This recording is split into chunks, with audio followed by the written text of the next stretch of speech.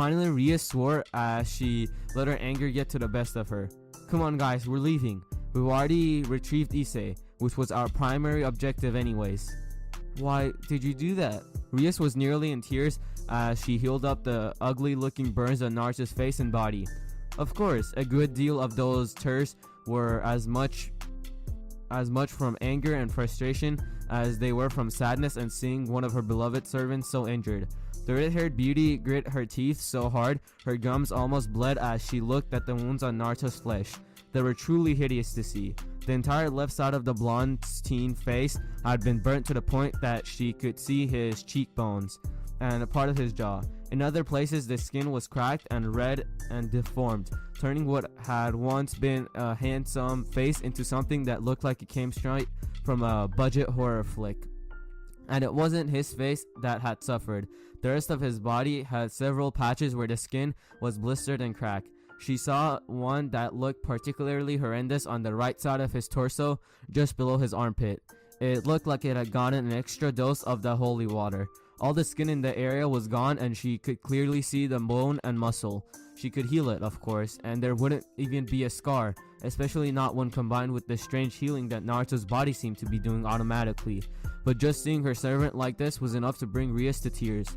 It was even worse because Naruto had taken the damage for her. Why did I do that?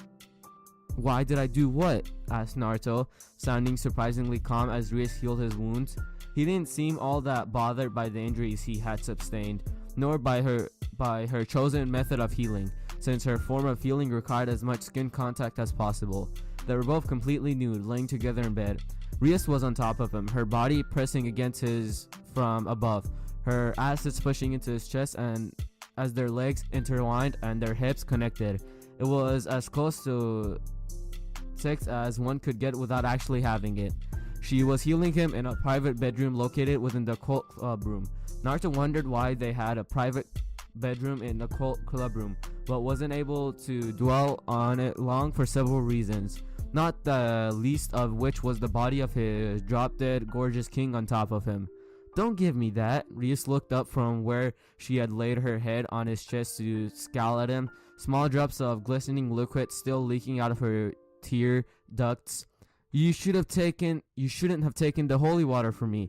For someone like myself, holy water wouldn't hurt, but it would be fatal. For a new devil like you, it's incredibly dangerous. You could have been killed. You can't expect me to just stand there and do nothing when someone attacks you. Naruto defended himself. There's no way in hell I was gonna let anything happen to you, and I wasn't gonna risk the small chance that it was something that wouldn't kill you. But you could have died.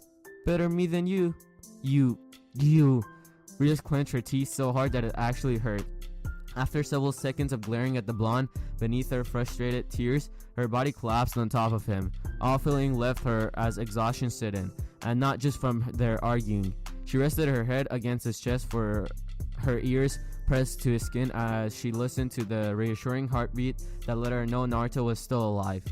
You're so incredibly stubborn, she whispered in a pained voice as she placed her hands on another one of his wounds. The most dangerous one had healed now, leaving healthy pink skin. Naruto chuckled a bit. So I've been told. This isn't a laughing matter. Naruto winced as Rias smacked his chest. Sorry. For the longest time, neither of them spoke. Rias had to focus almost all of her attention on healing the rest of Naruto's wounds, and the blonde knew better than to speak out of turn. It required even more effort for Rias to heal his wounds than usual because she spent so much energy flinging balls of destruction at the priest. Perhaps it hadn't been her best idea to not dispose of the priest immediately, but she had been angry at him for hurting one of her servants, and scaring the crap out of his exorcist was very therapeutic. I am sorry that I upset you, Naruto said after a while, speaking in a very soft voice. Rias did not raise her head. She was too tired for that, but she did squeeze his hand to let him know she was listening. But you have to understand, I can't let you get hurt. I can't. Seeing my friends get hurt and not doing anything to stop it when I can causes more pain for me than anything else in this world. I could never forgive myself if I let you get hurt when I had the power to protect you. His mind went back to Neji. One of many friends he failed to save. He would not let that happen again. Never again. How do you think I feel? Rias asked, lifting herself up with some effort so she could look at him. Don't you realize that I feel in the same way? Naruto, you're not just one of my servants. You, Akeno, Kibo, Konako, and Issei, you're my friends. I would never be able to live with myself if I let you guys get hurt on my account. Then I guess we're stuck.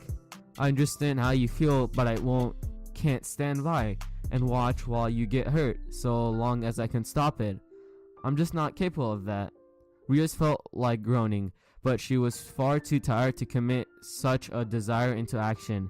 You're going to be stubborn about this, aren't you? She closed her eyes, thereby missing Naruto's nod. Even if you were to order me not to, I would disobey you in a heartbeat if it meant keeping you or the others from harm. Strangely enough, even though Rias heard his words, a good part of her focus on his use of you and others. For some reason, she felt a bit sad that he had included everyone else. She didn't know why that was. She should be happy that her peerage had become so important to him, but she could not deny that some part of her, on one that she refused to acknowledge even to herself, wished that the statement had been made solely for her. At least a part of her wished that. The other part wished he wouldn't say things like that at all. The idea of him getting hurt protecting her brother her more than she cared to admit. Too tired to do anything more, Rias wrapped her arms around Naruto's muscular body and pulled herself as close as possible. Her acids mashed up against his chest, and she could feel his powerful abs and pectoral rippled underneath her. She ignored the pleasant tingle this caused, too burnt out to think on what it might mean, and simply it let exhaustion begin to get the best of her. Just promise me you won't get hurt like that anymore, she whispered at him pleadingly. Her eyes drooped closed as she spoke. She could feel her mind slipping as the Sandman came to claim her. I can't promise that, Naruto replied, his tone just as soft, but I'll promise to be more careful from now on. How does that sound? Rias didn't respond. She was already asleep. The next morning, Naruto woke up to find himself still sleeping on the bed in the back room of the Occult Research Club. Sunlight was streaming in through the parted curtains of the room's sole window, illuminating the dark red ceiling above. He could only thank the ramen gods that the window was nowhere near the bed. He hated waking up to the sun in his face. Maybe he should think about living here instead of his apartment. Rias was also there, still sleeping peacefully on top of him, her arms wrapped loosely around his side. Acting with both care and gentleness, Naruto rolled Rias off him and onto her back. Her arms and legs flopped a bit, as did her assets, but otherwise she did not move. She must have exhausted herself last night. Generally, the few attempts Naruto made at extricating himself from her iron grip when she slept ended with her simply holding him that much tighter. For her to not even seem to recognize she was losing her heat source meant she was well and truly exhausted. Just how much energy did she expend last night? Rolling over so that he was lying on his side, Naruto looked at Rias. Her hair was splayed out over the pillow and bed in a wild, untamed mess. Her eyes were closed, though Naruto could see them occasionally moving behind her eyelids, and her mouth was parted slightly as she rhythmically breathed in and out. Taking note of her breathing unfortunately brought attention to her assets. Her two large assets stood out proudly on her chest like mountains with pink snow-capped peaks. For just a second, Naruto found himself mesmerized by the way her assets jiggled with each inhale and exhale of oxygen and carbon dioxide. He shook his head. He was not a pervert, at least not completely. Nowhere near Issei or Jiraiya level of perversion, at least. He was just a healthy teenage male with a good deal of hormones and a large libido, same as any other male in his age. Keep telling yourself that, Naruto. The bed creaked just a bit as he moved his legs over the side and stood up. Rias still did not wake up, so Naruto decided to tuck her in. Placing his left arm around her knees, he lifted her legs into the air, pulled the covers she was laying on top of back, then up. He sat her legs back down and straightened them out, then pulled the covers over her. He let the sheets rest just above the swell of her assets and below her collarbone. Ran his hand smoothly through her hair, then straightened back up. After putting on a pair of pants, Naruto left the room and walked into the main club room. It was not much of a surprise when he saw everyone was still there. Issei had been pretty injured as well. It was only logical he would stay here while Akeno healed him. The rest were all very close to Rias and had probably started to stick around because she was. They were all sleepy at the moment. Issei was laying on the couch where Akeno had been healing his wounds. Akeno had fallen asleep with half her body on top of him. It didn't look very comfortable, but Naruto could only imagine how amusing it would be to see Issei wake up like that. Kiba had taken to using the floor as his bed and was laying on his back with his hands behind his head. Koneko had curled up into a tiny ball on the chair. It was Koneko that Naruto walked up to. Kneeling down, he placed a hand on her shoulder and began to shake her awake. Koneko. Watching the first year wake up brought with it an entirely new level of mode that Naruto did not know existed. Unfurling herself like some kind of cat, the white-haired cutie stretched out her arms and legs, twisting her lithe body this way and that as she yawned widely. It was so incredibly adorable that the blonde-haired, blue-eyed young man nearly squealed like some kind of fangirl. He was not a fangirl though, or a fanboy for that matter. Nope, definitely not. So he did not squeal. He did let out a small squeak though. After stretching herself out, Koneko then sat up, her legs tucked under her rear as she rubbed the sleep from her eyes. Then she saw Naruto. Her eyes widened. Naruto didn't even have enough time to say good morning before the girl was leaning into him, her arms engulfing his torso as she buried her face in his chest. Koneko? I'm glad you're okay. Realizing that the girl had probably been as worried about his safety as Rias was made Naruto feel like an insensitive prick. Now he had not only worried the girl who was quite possibly the most important person in the world to him, but he had also worried his cute little Kohai who had easily taken the number 2 spot for the most precious people position. What kind of jerk worried his friend so much? Apparently he did. Not being able to really do anything else, Naruto returned a hug, burying his face into her hair as he ran a hand down the back of her head. He found it kind of strange that he was being so affectionate.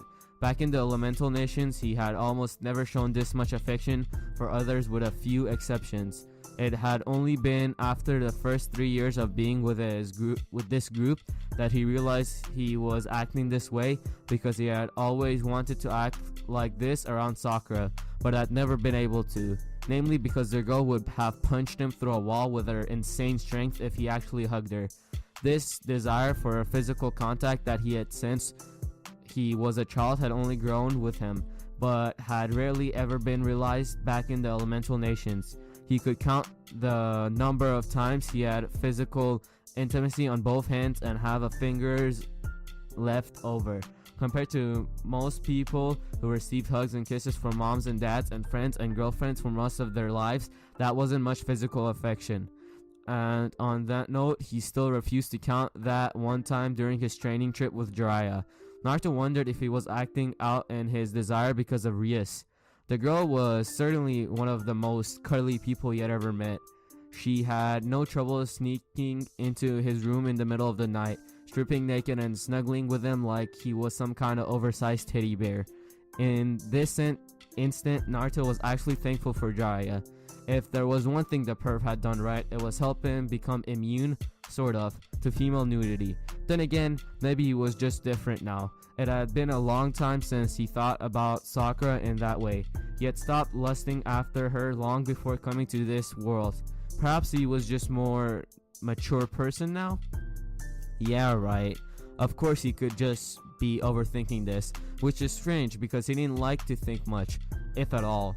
Things hurt his brain, and he had to do little of that to waste it on things about pointless things like this.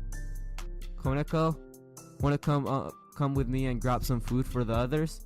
Konako did not release her hold on him, but she did loosen it so she could look up. A second passed, then two. Finally, she nodded. Okay. Great. Naruto stood up, taking the first year with him. Then let's get going. They began making their way out of the room, arms in arms. As they walked, Konako looked up at Naruto. I want Daifuku. A small bead of sweat ran down the side of Naruto's forehead. You really like sweets, don't you? After a second, he beamed at Konako. Well, alright. Our first stop will be the sweet shop. He paused. Oh no. I just rapped like Killer Bee. A mild, wide grin split his face. I'm awesome. Konako blinked. Once. Killer who? Never mind. Konako cheeks were just a teensy bit red as she walked along the sidewalk with Naruto, both her arms wrapped around one of his. Their feet made light tapping noises along the cement as said appendages carried them to their destination. The sun was now out, though it was still fiery early in the morning. Soul's rays radiated down on Terra and coruscated off the asphalt. A calmly breeze blew through the streets, causing those few trees that lined the pavement to rustle and sway. Those few people who were not awake at this early hour of the morning were staring at the pair as they walked by. Konako, enhanced hearing, managed to pick up the comments some of those people made. Not all of them were very pleasant. The derogatory remarks they made about Naruto's sexual preference pissed her off even more than the ones they made about her. She wasn't a little girl, and those rude remarks about how Naruto was some kind of lolicon delinquent made her want to pound their faces in. Don't let their words bother you. Naruto's voice cut through her thoughts. She looked up at him to see his grinning face staring down at her. They don't know anything about us, and none of those people are important. I don't give a crap what they say about me, and you shouldn't either. After a moment of thought, Konako nodded. Okay, I won't let them get to me, she said, then nodded. I still want you to punch them through a wall. Naruto grinned widened until his eyes were forced to close and his whiskers marks spread further across his face. In that moment, he truly looked like a kitsune, just as Akeno always teased him about. So do I. With her thoughts and desire for violence stymied for the most part, Konako turned her thoughts on how she ended up in this position. After the small touching moment within the club room, Naruto asked her if she wanted to go with him to the market so he could buy breakfast for the others. It hadn't taken her long to agree, and that was how they ended up traveling down the road, heading back towards the club room with Naruto carrying several bags in one hand filled with all kinds of breakfast foods. She had enjoyed the time they spent together immensely, though a part of her was wondering why this was. Naruto was new to her. She did not know him at all that well, yet somehow in the span of a single day he had become very important to her. It must be the head petting. It felt good, really good. They soon entered the clubroom to see a frantic Rias demanding that they all spread out and begin to search for her and Naruto. Yuto, I want you to lead the search. With your speed, you should be able to... Rias trailed off as Konako and Naruto stepped into the room. The others also noticed their arrival and turned to look at the pair. Cue awkward silence. Naruto attempted to break the awkward silence by lifting the steaming bags of food. I brought breakfast. Naruto? Rias looked like she was visibly restraining herself from pouncing on him. Konako was impressed. It was a well-known fact that all members of the Gremory household were very affectionate towards their servants. Rias was even more affectionate than others. That she had not jumped on him already was amazing. Good morning, Rias, Naruto said as he set the bags down on the table and began opening them to pull out the contents. Konako decided to stand there with him rather than sit back down. It would be pointless to take a seat when she would just move onto Naruto's lap the moment he sat down anyways. I'm sorry I didn't wake you up, but you look tired, so I thought I'd let you sleep. Where have you been? Naruto looked at her oddly. Getting breakfast? Why did you leave the club room? Naruto blinked. Because I wanted to get breakfast for everyone? You still shouldn't have left the club room, Rias argued. Her body shuddered once. She was definitely hanging on by a thread. What if something happened? What if you ran into that priest or the fallen angel he was working with? Then I would have kicked their asses, Naruto declared with such confidence that Konoko actually believed he could. The only reason I got injured that last time was because I ended up letting that stuff spill all over me before I realized it was dangerous. Now I know better. It wouldn't happen again. Still, Rias looked uncertain. Akeno butt into the conversation before it could devolve further. It seems Butcher released taking it with Kitsune-kun, acting like a spouse worrying for her husband.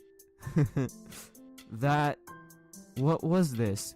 Was Rias actually blushing? What a rare occurrence. Issei didn't seem to like where the conversation was heading, judging by his expression. Not that Konoko cared what that pervert thought.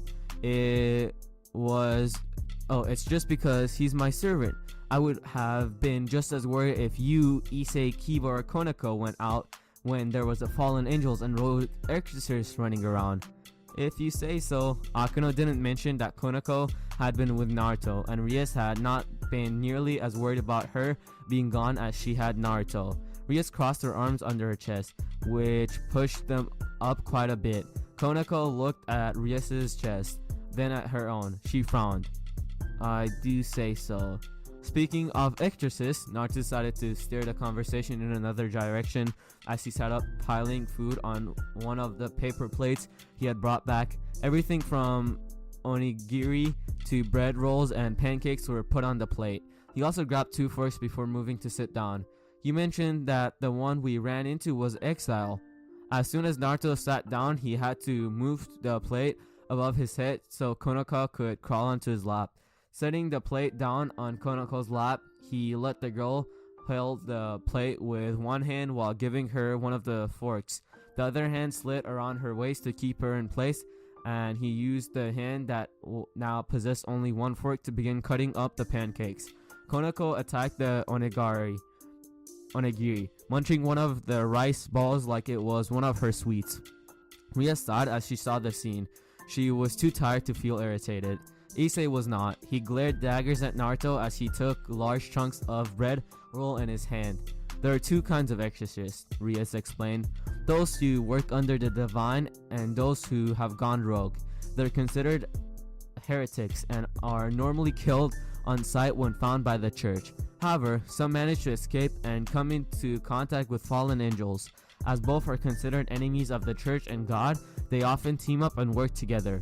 They are very dangerous, she continued, sometimes even more so than a regular exorcist. It would be best if both you and Issei did your best to avoid running into them. Are all priests insane like that? Asked Issei, suddenly speaking up. That exorcist didn't seem like he was all there. He really enjoyed killing devils. He even found enjoyment in killing humans. Issei went quiet for a moment as he stared at his free hand. And that girl, Asya, I couldn't even protect her. Please forget about that girl, Issei. Ria snapped at him with surprising suddenness. He looked up at her in shock, causing the red-haired devil to grimace. Sorry, but you really shouldn't be spending time with her. That girl is on the side of our enemies, working for those who would like nothing better than to kill us. If you ended up getting involved with her, it would cause a lot of problems.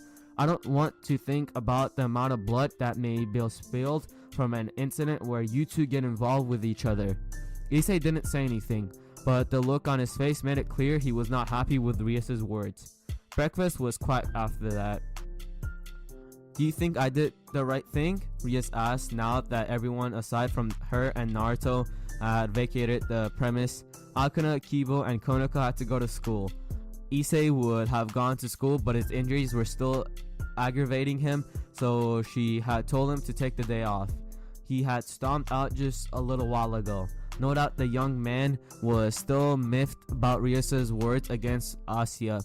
Naruto also had the day off, but decided to spend it with Rias instead of going home.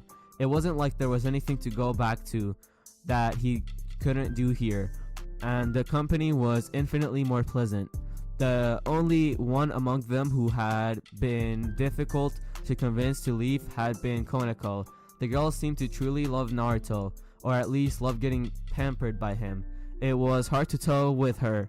Only Naruto's promise of more head patting when she came back convinced her to get to class that day. You mean with Issei and the nun? Asked Naruto as he sat on the same couch he always did, his left leg laying horizontally over his right knee as he stretched his arms against the back of the headrest. He looked pretty relaxed, but Rias was beginning to understand him a bit better and knew that even when he looked like he wasn't paying attention to anything happening around, he was just as aware as everyone else. Rias nodded. That's a very difficult question to answer. Her spiky-haired servant sighed as he leaned his head back against the headrest.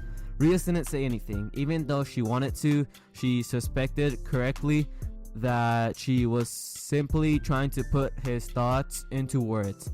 Eventually his head came back up and he looked at her with his azure blue eyes. You didn't do anything wrong, per se. He started out, speaking slowly and carefully, as if he wanted to make sure his words were the correct ones. As a leader, you must always do what is best for those under you. Not only that, but you are noble amongst the devil clans. Any actions by a member of your peerage can be ascribed as an action taken by you.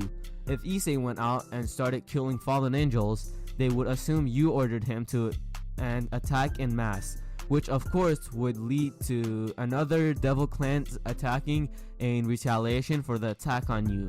This situation would quickly escalate and we would eventually have a full-scale war on our hands. Naruto marveled at how mature and wise he sounded. All those lessons he had with Bachan about what a Hokage had to do were finally starting to pay off in some way, which was good because he was really beginning to wonder why he needed to have all that useless crap shoved into his head, even if it was done via Shadow Clone. Now, he was finally putting the knowledge to use and it felt good.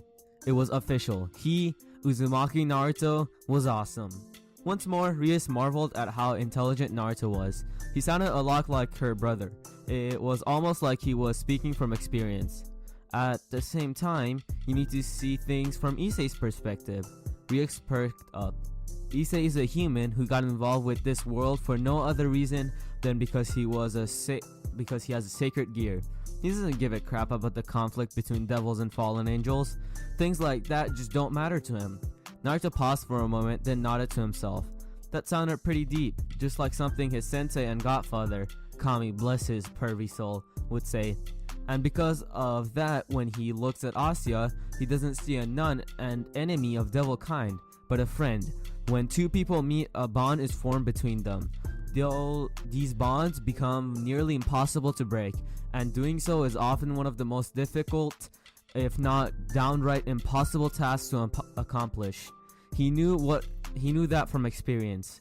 Thank you, Sasuke Teme. Issei has already formed a strong bond with this girl. Is it stronger than the one he has with us? Asked now worried Rias. She knew that if Issei did not have a strong bond with them, it would be her fault. While she had not neglected him per se, she had focused more of her attention on Naruto because she wanted to unravel the mystery behind her blonde servant. Without seeing how the two act around each other, I can't say for sure, Naruto replied honestly. However, it's clear to me that the two of them have a pretty powerful bond, while his bond with us is hanging by a thread, especially if your argument just a little while ago. Rias winced. If it came down to it, he will side with her. What would you do if you were in my place? I would never tell you how to lead your peerage, Naruto said. I've never been a leader before, though he had come close. Had the war just ended differently, then maybe. But no, he couldn't think about what ifs. It would just lead him to look at all the mistakes he had made back then. He needed to look forward to the future now, and Rias and the others were that future. However, the way I see it, you have several options available to you. The first is to kill Asya and make it look like the fallen angels had decided to get rid of her. This will direct Issei's anger towards the fallen angels and will push him to train harder by turning him into an avenger. That's horrible! Rias felt bile rise in her throat. How could Naruto even suggest she do that? I know. Naruto gave her a grim smile.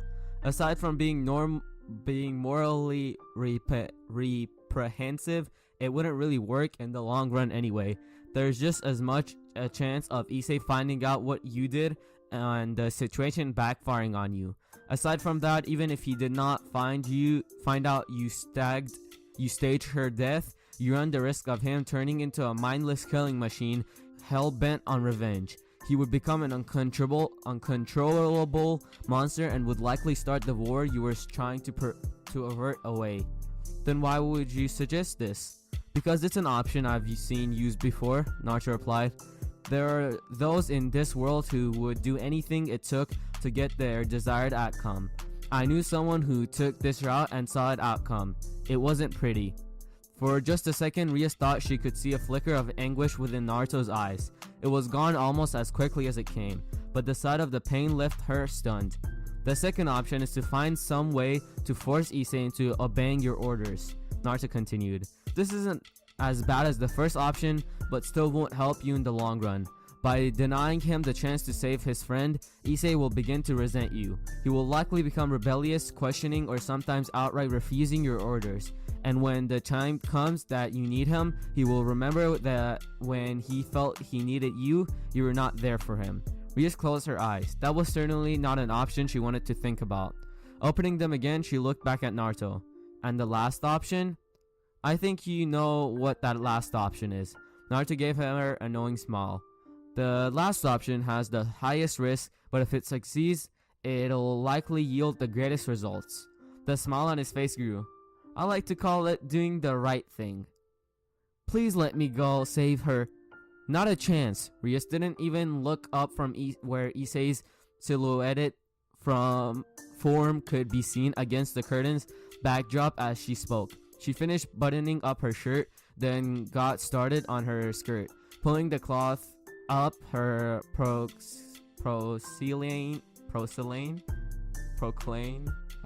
legs. If you do this, your action will have a major effect on the relationship between devils and fallen angels. Entering their territory without just cause would mean war. Once the skirt was buttoned up, she slid her socks on. But Asia's my friend. Damn it, Issei. Rias finally slipped the curtains open, forging the shoulder cape and buttoned down caressed. She stalked towards the brown-haired boy. Her eyes narrowed. The normally perverted second year took several steps backwards until he was pressed against the wall. Don't you get it? If I let you go to the church to rescue that girl, you will be killed. I don't want something like that to happen to you. But Rainier said something about a ceremony today. It's possible that Asia will be killed, and that's something I can't allow to happen. Naruto leaned against the wall next to Konako, his arms crossed as he watched the proceedings. The others were also in the room, all except Akeno, and all of them focused on what was happening between their club president and king, and the pawn of their peerage. I don't care, Rias stated, so long as you are a member of my peerage, and I won't let you go. Then disown me, Issei cried out. The young man looked like he was on the verge of a breakdown.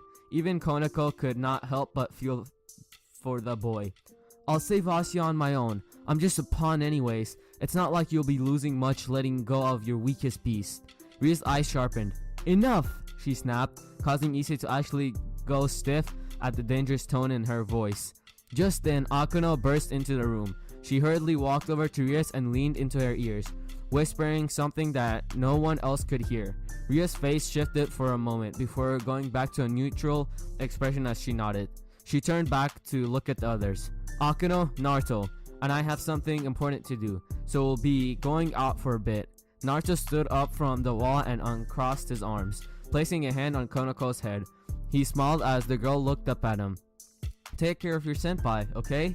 He might be a perverted, but he's a good kid.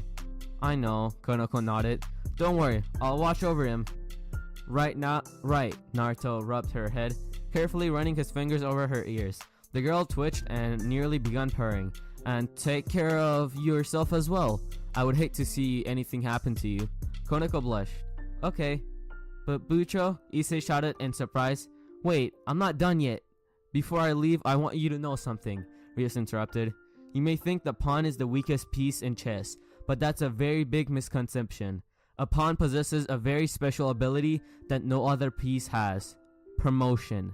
Much like much like in a real game of chess, the pawns in the evil piece system possesses the ability to be promoted to any piece other than the king once it enters enemy territory.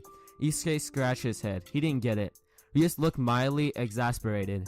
Issei, what I'm saying is that the moment you step into enemy territory, you can be promoted and increase your power beyond that of a simple pawn. For instance, a church to use would be a good example of enemy territory. A little ways away, Kiba knocked a fist into an open palm as a look of realization spread across his face. Naruto was grinning fiercely. So wait, Issei's face scrunched up as he struggled to comprehend what he was being told. Are you saying that if I were to enter enemy territory and be promoted, I would gain power similar to Akeno's ability as a queen? In theory, Rias told him, but the queen is the strongest piece. With that amount of strength you have right now, that kind of power may put a large strain on your body. It's possible that you won't be able to bear the weight of the promotion. So then turning into a knight will make me like Kiba, and a rook would make me like Koneko-chan? Also possible, Rias said. She grabbed the caress and her shoulder cape in Akeno's hand and began putting them on as Naruto walked over to them. Also, I have one more thing I need to tell you. Issei looked over at her. Your sacred key is activated by your willpower. The stronger your will is, the more powerful it will react to your request. Willpower. And the last thing you must remember, Rias stated with the utmost seriousness, even a pawn can kill a king. This is the same basic principle found in chess. With it, you can become stronger. Issei was now off in his own little world, studying the chess set on the table. Rias turned to Kiba. Yuto, I leave everything to you. Kiba gave his king a small salute. Of course. Rias nodded, then left with Naruto and Akeno in tow. That was some pretty good acting back there, Naruto told her when they had gotten far enough away that it was unlikely anyone would hear them. I was impressed. Are you sure this plan is going to work? Asked Rias, not even looking at Naruto as they walked away from the occult research building. I'm taking a big risk, even knowing that the Gregory are not involved in what's going on. In this town, there's still a large danger presented, especially with the rogue exorcist hanging there. Everything will work out fine, Naruto reassured her. Have faith in your servants. Even Issei is not without his strength. But Issei's still not very strong. Rias bit her lip in worry. He hasn't been able to increase much in strength since his reincarnation. What if... Issei is currently fighting to protect something precious to him, Naruto interrupted with the kind of confidence someone showed when they knew... Oh, I don't know. When they knew they were... what they were talking about. His voice carried the strength of conviction. He's fighting for his friends, to rescue her, to protect her, and when that time comes that he needs the strength to do what's necessary, I've no doubt he will find it. It's only when we're protecting the things that are precious to us that we find out what true strength really is. As they walked down out of the school, Rias found herself in awe of Naruto's wisdom. It was at odds with his personality, and yet she couldn't help but think it suited him. Listening to him now, she almost believed that he had experienced something similar to Issei already. And maybe he had. Rias still didn't know as much about Uzumaki Naruto as she wanted, but that would change soon. After all, this was over. She would step up her game to find out more about Naruto. This was a promise. Naruto grinned as he looked at the clearing Akeno's magic circle teleported them to. It was a forested area, somewhere near the church, or at least he assumed it was near the church. It's not like he could see anything beyond the trees. They were pretty thick there. Even though they were nowhere near as large and majestic as the trees back in Konoha, these ones were still very big, with trunks that were easily 5 people wide, standing at... That's a weird measurement, 5 people. Standing at a height that towered over 30 feet, and branches that were thick with leaves. It made seeing past them impossible as the branches overlapped each other in a twisted network of patterns that only nature could produce. Well, look what we have here.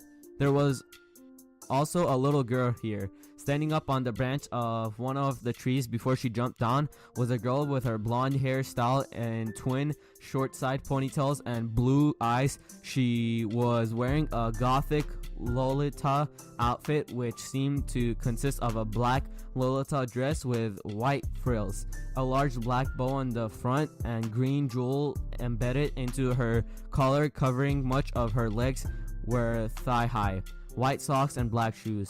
She was also wearing a bow on top of her hair. "Welcome to our humble little part of the forest," the blonde girl courtesized. "My name is Mittolt, and I will..." The girl in the Lolita dress stumbled back in shock, nearly tipping over her own 2 feet as a pair of bright blue eyes appeared mere inches from her own. "What? How did you get over here so quickly?" Akeno and Rias both blinked, then looked at their left. When they saw the young man they had come here with not right next to them, they looked back at the scene with the blonde girl in shock. There was only one thought on their minds. "So fast. So kawaii," Naruto mumbled out.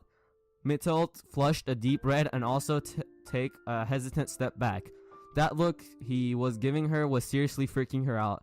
What the hell was up with this guy? Before she could so much as think of moving further, the girl suddenly found herself being hoisted off her feet, earning a loud squeak from her. She was then presented to Akeno and Rias like some kind of prize won at a stall. "Can we keep her?" asked Naruto, his large blue eyes staring at Rias as he gave the redhead his variant of the puppy dog eyes. Ara," Akeno gave the blonde an amused smile as she placed her hands on her cheeks. "It seems Kitsune-kun really likes cute things. I guess that's why he likes Konako-chan so much.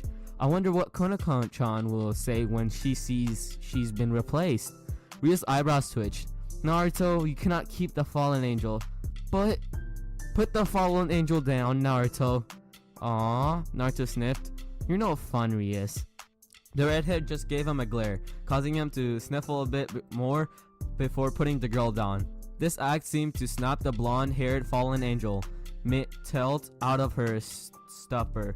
She jumped back, putting several meters of distance between her and the trio of devils, and glared at Naruto, though the effect was ruined by her large blush. It didn't help that she looked like a cute little girl instead of a dangerous fallen angel. "You're going to pay for that." Naruto couldn't help but laugh at the girl as she stomped on the ground. It really just made her look even more like a child. "You don't really think you're enough to beat all 3 of us, do you?" "She might not be able to do it on her own," a voice sounded out behind them, "but that's fine because she's not alone here." Floating in the air with their angel wings already out were 2 people. The first one Naruto noticed was another woman. This one, buxom female with long navy blue hair that obscured her right eye and brown eyes. Her clothing was about what he would usually expect a fallen angel to wear, given all he'd been told about them. A violent trench coat like top with a wide collar, a matching mini skirt, and black heeled shoes. The trench coat was open at her assets, giving an example view of her cleavage. The only other item of interest was the necklace that hung around her neck. The other fallen angel that had shown up was one Naruto was already familiar with. Is that the donut guy?" "I'm not the donut guy, brat," the fallen angel growled. "It's Donoski Donsaski. Get it right, damn it." "Sorry," Naruto scratched his cheek sheepishly, "but that's way too long for me. I think I'll just go with donut guy." He's trying to make you angry, Donasik, the woman chitted. "Don't let him rile you up." It's not like I actually care what a brat like him says." "Oi, don't call me a brat, you damn donut man." "It's not donut man either, idiot." "What do you think you're calling an idiot, idiot?" By this point, everyone else in the clearing was sweat dropping as Naruto and the donut guy began butting heads with each other. No, really, they were butting their heads against each other, their teeth gritted as they tried to overpower the other. The only thing they didn't have was sparks of rivalry flying from their eyes. Akeno, Rias, sighed as she tried to stave off the coming headache. She was beginning to regret having Naruto come with her for this. "If you would..." "Ara, Akeno smiled widely. Of course, Bucho. Dark storm clouds began gathering in the sky, causing the two arguing males to stop arguing and look up with everyone else. There was a rumble of thunder, then lightning lit up the sky and descended upon Akeno, lighting her up like a Christmas tree. Rather than getting hurt, however, all it seemed to do was change her clothes. Of course, that makes it sound a lot less exciting than it actually was. It didn't just change her clothes. First, all of her clothing seemed to dissolve, leaving her completely bare. Then, thick ribbons of energy gathered around her body. Her assets became bound in a white kimono shirt with long, voluminous sleeves appearing on her arms, and her hips and legs were hidden by red hakame pants. Instead of looking like a schoolgirl, she now looked like a Miko priestess. Issei would be disappointed when he realized he missed out on this sexy transformation. Naruto was going to make it a point to rub that in his face when this was all over. "What is this?" Mittelt pointed out the new Miko'd out Akeno. "Some kind of cosplay? You want to talk?" Naruto shot back with a snicker. "Grr. What's that supposed to mean?" "I think he means your maid outfit, Mittelt," the bustier fallen angel informed her blonde comrade. Mittelt blushed. Despite finding the proceedings between Naruto and the fallen angels amusing, Akeno went through the two hand signs. Naruto was surprised when he recognized them. She then raised her hands above her head and he felt a brief surge of power. Seconds later, dozens of red magic circles appeared in the sky, surrounding all 6 of them. They were trapped, so this was your plan all along, huh? Donut guy scoffed.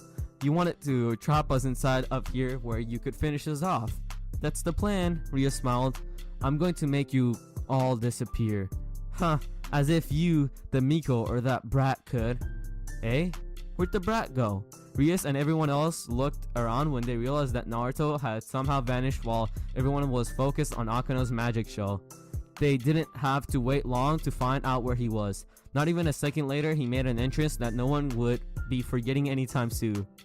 "Banzai!" Before the woman with blue hair had a chance to turn around, she felt an inexplicable and excruciating pain in the back of her head as a pair of shoes heeled slammed into her with the force of a freight train. The woman shot forward through the earth like a rocket, Naruto flying right behind her and face planted into the ground hard enough that rock and gravel exploded outward from the center of impact.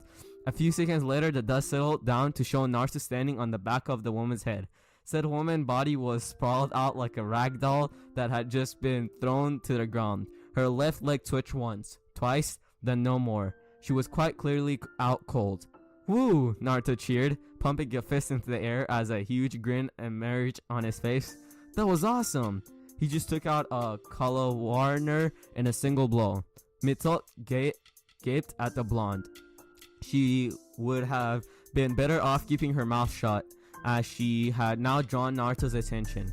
Quicker than the blonde girl could ever hope to follow him, Naruto raised his hands and began manipulating his fingers. Several steel wires glinted into the moonlight as they were suddenly strung taut.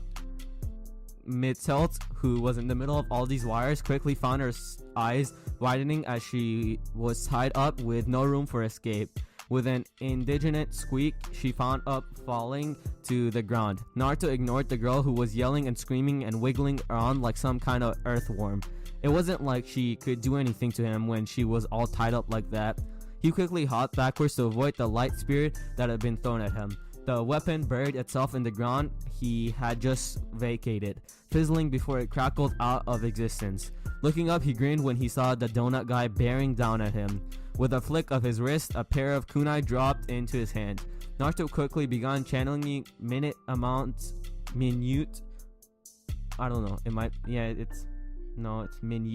of wind chakra through the blades. A green glow soon surrounded the kunai. Like ethereal fire, the flames of chakra licked at the edge of the blade and cast a shadow on Naruto's face as he lifted the kunai up. Donut guy struck at the whisker-faced former ninja as soon as he was within striking distance. His light spear thrust towards Naruto's chest. It was a move that was bound to miss as Naruto brought his left kunai to bear, striking the underside of the light spear with his own all-purpose utility weapons.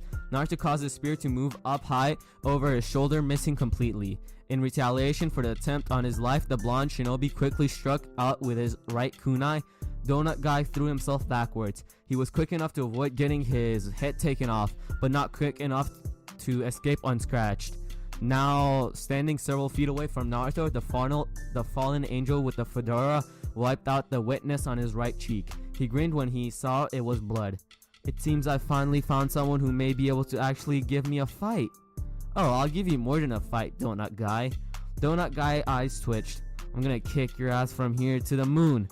Huh, I'd like to see you try. Donut Guy roared, launching himself at the blonde with every intention of running the boy through. His light spear crackled with repressed energy, seemingly just as eager as its creator to inflict harm upon the blonde teen with whisker marks on his cheeks, with a sick grin on his face that showed how much he was enjoying himself. Donut Guy closed in, his form a blur. This desire to see pain inflicted upon his opponent was not to be either, it seemed. Just as he got close, Naruto disappeared. His form flickered briefly and then it was gone. Donut Guy skidded to stop, blinking several times as confusion set in. He looked left, then right, then up. Nowhere. The blonde brat was nowhere to be found. Just where did he go? Never let your opponent get behind you. Donut Guy's eyes widened. He turned his head just in time to see the blonde crouched behind him, his hand in the shape of a hand seal. Naruto grinned. I've been waiting to do this from some time now. Thanks for giving me this chance. Konohagakure hidden technique. 1,000 years of pain. With a roar that shook the heavens, Naruto shoved his Chakun's hand's finger directly into Donut Guy's butt. You know those moments in all anime, manga, fanfiction where time seems to stand still and everybody's sweat drops because something incredibly stupid just happened? This was one of those moments. Several seconds passed. The amount of sweat dropping ended and Donut Guy was unceremoniously launched into the air like a cannonball from the glorified butt poke. With his hands on his rump, the man unleashed a loud, girlish scream of anguish and humiliation. You know what, it's fine. Sid's scream got softer and softer as the man disappeared into the atmosphere, and soon it vanished entirely along with the fallen angels himself. Bye bye, Donut Guy. Naruto waved as the man became nothing more than a pinprick before vanishing into the night sky. Behind him, Akeno and Rias both looked on, matching beads of sweat trickling down the side of their faces. Akeno, yes, Pucho, did he really just do that? If by that you mean Kitsune-kun beating 3 fallen angels like they were newborn humans in the most humiliating ways possible without killing them and not getting a single scratch in return, then yes, that did just happen. I thought so. Naruto found himself smiling as he walked home later that night. Today had been a good day, he decided. He spent time with his precious people, managed to learn a few things about Rias, and he got to kick ass all in the same day. Really, what more could possibly ask for? Well, an all-you-can-eat ramen buffet would be nice, but you can't have everything. Tragic. Issei had also surprised him today. Well, not really, but it was certainly good to be proven right. When the time came that he needed to fight for someone he deemed precious, the pervert had managed to find the strength to defeat a fallen angel. He still had a long way to go before he would actually be able to put up a fight against some of the stronger opponents that were no doubt out there, but Naruto had a good feeling that the kid would be fine, provided he had the proper motivation, of course. As he was nearing his home, Naruto finally stopped walking inside. I know you're there. You're not very good at hiding. Why don't you come out now? So you're able to detect me. Donut Guy stepped out from behind a flagpole. There was a disturbing grin on his face. One that most psychopaths have when they are about to do something, well, psychopathic. I would say I'm impressed, but it wasn't like I was actually trying to mask my presence from you. Where are the other two? Don't know. The man shrugged. Who cares about them anyways? They were weak. They probably sent back to the Gregory to beg for forgiveness. I see. Naruto paused. Why didn't you follow them? Tch, why would I want to go back there? The man scoffed, sounding disgusted at the thought of rejoining the fallen angel faction. Everyone there is so weak, constantly trying to maintain this fragile peace we now have. I've gotten sick of it. I want battle. I crave combat. I need to fight and kill so that I can finally enjoy this life I have. So, you're one of those people, huh? Naruto closed his eyes, his face set on a grimace. The kind of person who kills simply because he can, who takes pleasure from causing others pain. That's right, Donut Guy crowd. I have bloodshed and death. I need it. To fight strong opponents and watch as their life bleeds out of them. Ever since this damn stalemate, I've been without it for so long I thought I might go mad. Naruto said nothing, though the frown on his face intensified. You're wrong. You managed to beat myself, Mittelt, and Kalawarner without getting a scratch. Granted, those other two are weaklings, and I had underestimated you. Light flared into existence within Donut Guy's hand. By the way, he's not actually called Donut Guy. I don't know how to pronounce his name, so I'm just gonna keep calling him Donut Guy. Coalescing into a physical form and hardening. He pointed the newly crafted light spear at Naruto, whose black was still turned. I won't make the same mistake again. I don't suppose I could just convince you to leave? What do you think? I see, Naruto sighed. You say you won't make the same mistake again, but standing there, jabbing away like some kind of idiot, you already have. Huh? What the heck are you... As pain erupted in his back and chest, Donut Guy looked down to see a hand piercing it. The hand was sticking right out of the center of his chest, the solar plexus to be exact. It was covered in blood that glowed a bright green due to the strange energy surrounding the appendage. He blinked several times, his mind not quite registering, or perhaps simply unable to comprehend what had just happened. What? Somehow managing to find some strength to move, the man looked up to where he had last seen Naruto, only for the blonde, blue-eyed boy standing there to disappear in a cloud of smoke. The wind quickly worked to blow away the smoke seconds later, revealing the whisker-marked teen to be gone. The only thing left in space he had been was a log. How? Donut Guy was unable to get anything else as the hand was yanked from his back. Copious amounts of blood began pouring out of the wound as the hand that had been acting as a plug was removed, his legs weakening as the life-giving liquid spilled from his body. The fallen angel soon collapsed onto his hands and knees, his breathing heavy as blood began running out of his mouth as well. Several seconds later, the man collapsed completely, his form going still and the light in his eyes dimming. Naruto stood over his now dead foe, a grimace of remorse on his face. Fool, he whispered. You should have just left when I gave you the chance. He looked down at his hands, sighing as he used a burst of wind chocolate to make all the blood shut off and splatter across the concrete. You can come out as well, Rias, Naruto called out in a tired voice. I know you're there. Looking chastised at being caught, Rias walked out from around the corner she had been hiding behind. She stood there awkwardly, not quite meeting his gaze as he looked over at her. Eventually, Naruto just sighed and rubbed the back of his neck. Is there something you need me for? No, Rias shook her head. I just wanted to know why. Why I didn't just kill those fallen angels when I had the chance? Naruto finished, then gestured with his head towards the corpse of the fallen angels he had just slain. You want to know why I didn't kill him the first time we fought? Rias nodded reluctantly. Yes. What purpose would killing them serve? Asked Naruto, closing his eyes tiredly. None. There is no purpose in killing them. The only thing it would have done is spread the cycle of hatred even more.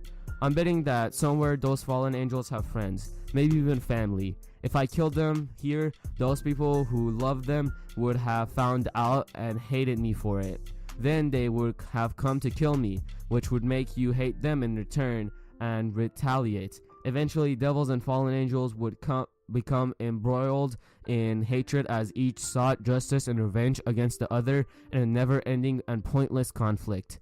Ria said nothing, but she didn't need to. The look on her face said it all. Dying like trash, never-ending hatred, a pain that never heals. This is war. Naruto stated at his hand, clenching and unclenching it with an almost absent-mindedness. I truly hate war, and I will not be partaking to acts that might instigate it. This is why I refuse to kill unless no other option is available to me. He chuckled in a mock derision. I suppose you could say I'm a pacifist with a penchant for ass kicking.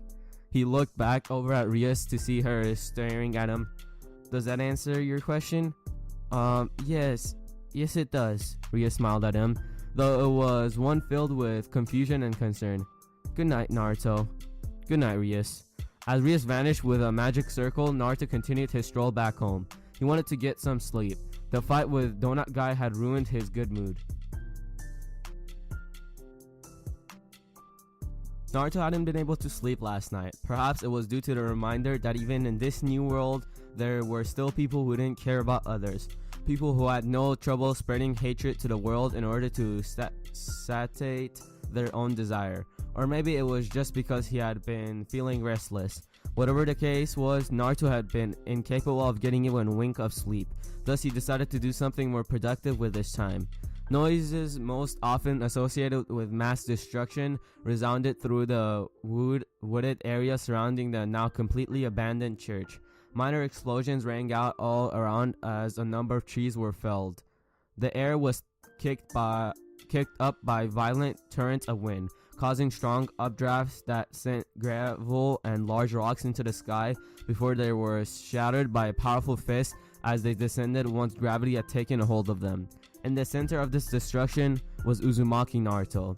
After realizing that sleep was out of his reach, Naruto decided to get some training in. Most of what he worked on was basic stuff and things he already knew. Chakra control, elemental composition, enhancing the body with chakra. Things most ninja of his former village learn at some point or another and don't require them to have massive reserves. Another thing Naruto wanted to work on was Tsunade's super strength technique. He remembered Sakura giving an explanation on how it worked at one point in time. Naruto hadn't really understood what she had tried telling him at the time, but he managed to at least get the gist of it. To use the chakra enhanced strength technique, the user had to focus chakra into their hands and feet using extremely precise chakra control and release it with pinpoint precision and perfect timing.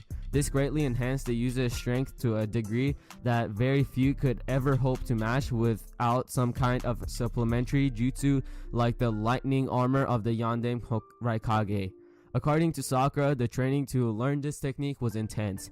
She had told him that once she'd learned the principles of the technique and gotten the basics down, Tsunade had come at her with full strength and she had been forced to become capable of using it while under pressure. The result had been that Sakura was capable of literally causing 5-meter wide craters to form on the ground with little effort.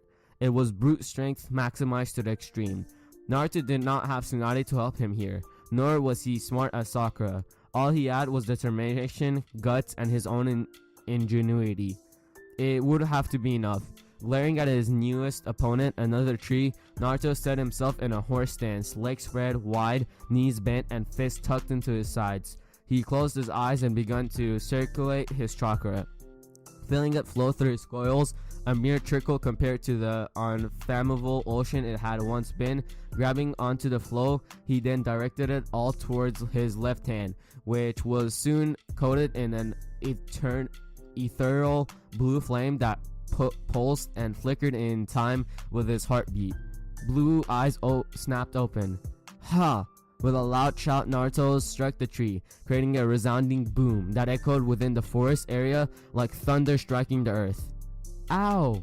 Naruto fist struck the tree. Oh wait. Ow! Naruto's scream of pain went unmasked even by the rumble of the tree as it was felled, striking the ground with a loud crash while several hundred splinters flew off the wood where his fist had struck with a pantheon of angry gods. Swearing like a sailor that had just gotten not saying that. After having the worst day of his life, the blonde Uzumaki waved his now red and swollen hand about frantically, as if doing that would actually make it feel better. It didn't.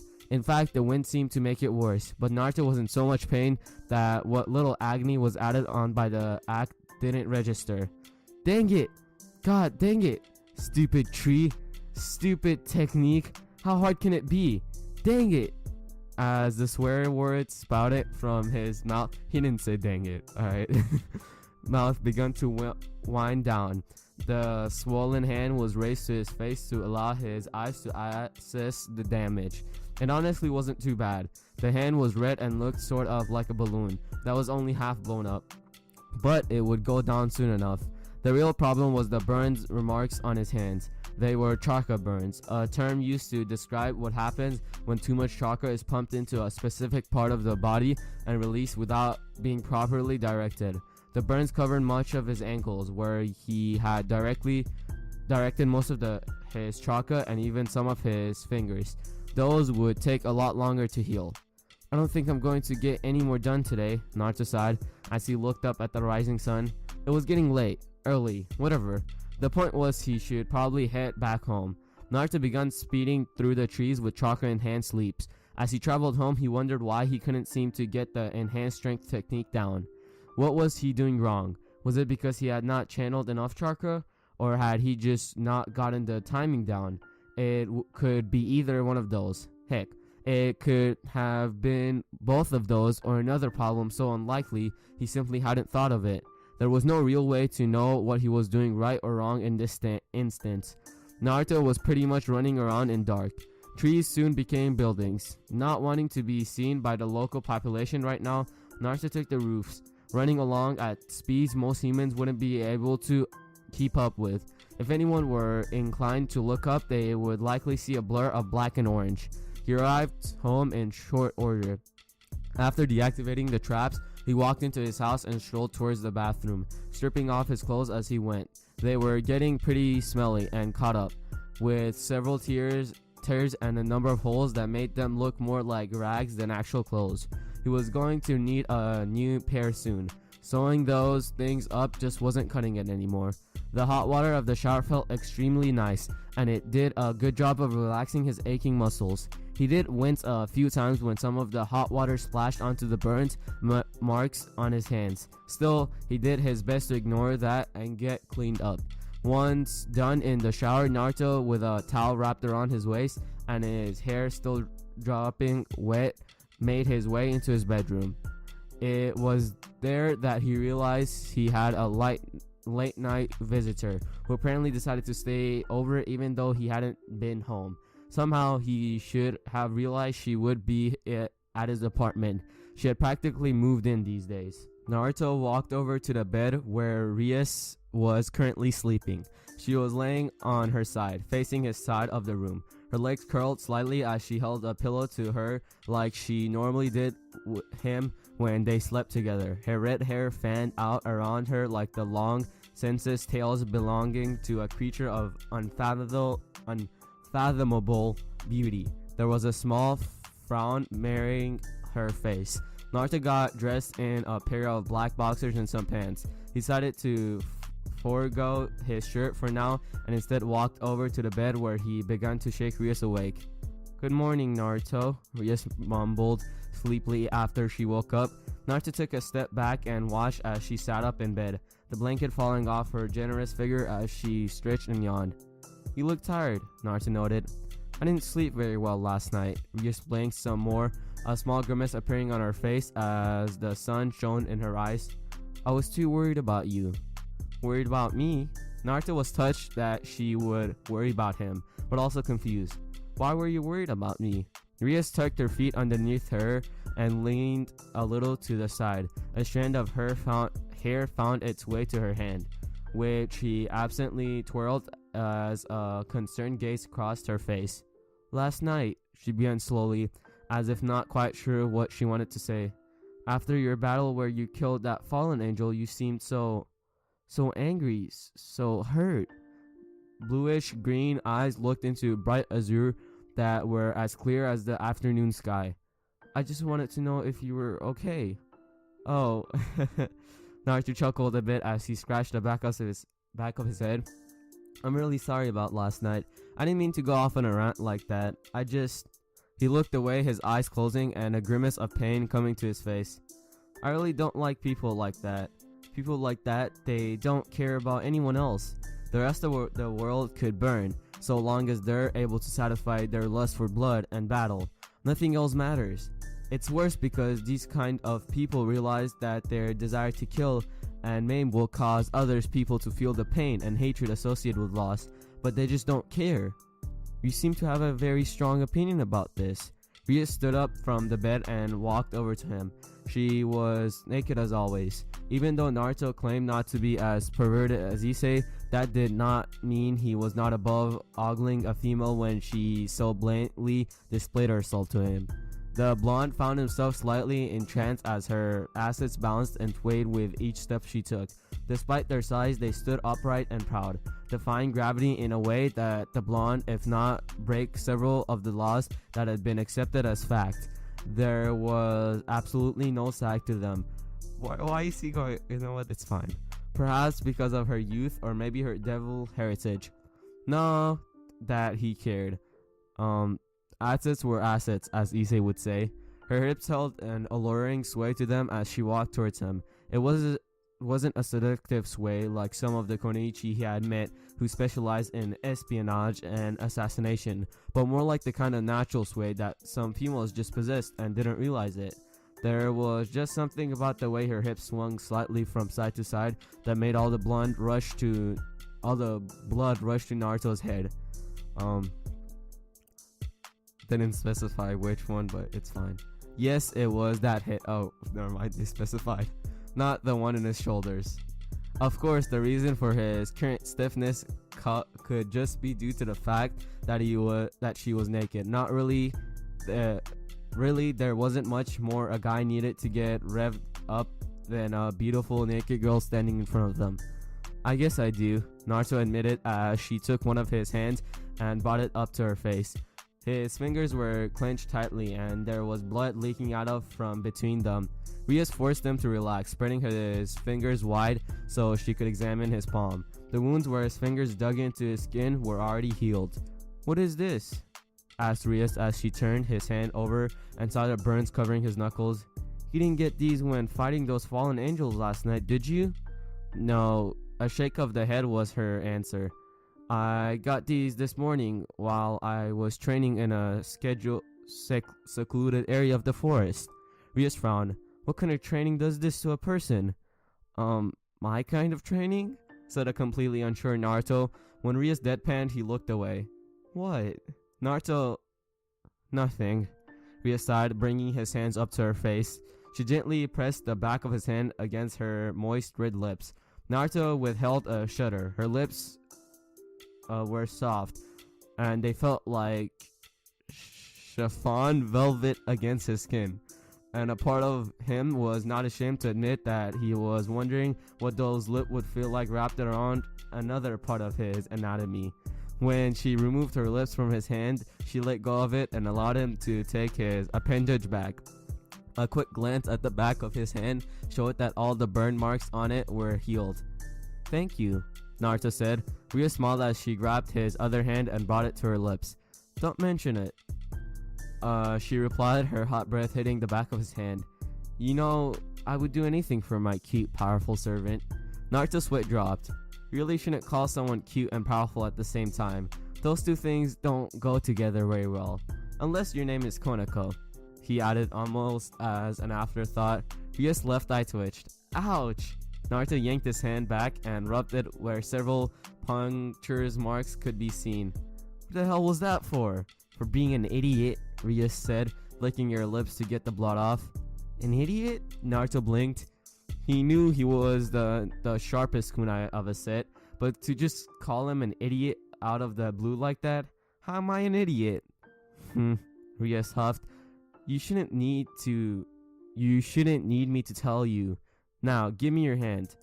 "No." Naruto pressured the hand she had bit into his chest, cradling it like a small child. "You're just gonna bite me again." A single red eyebrow twitched. "Naruto, give me your hand." "Nuh-uh. I prefer my hand to not have any holes in it. Thank you very much." "Dang it, Naruto, give me your hand. Now." "How about no?" "Naruto."